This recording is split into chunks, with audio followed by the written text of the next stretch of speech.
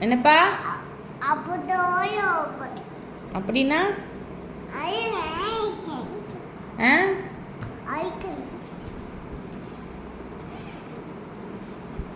அதிரப்பா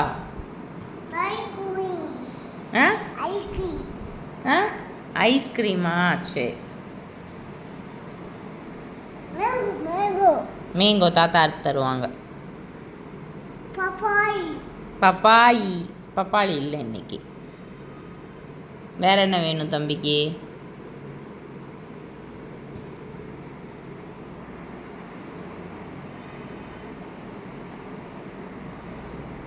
அப்படி பண்ணாதப்பா வேண்டாப்பா நோப்பா ப்ளீஸ்ப்பா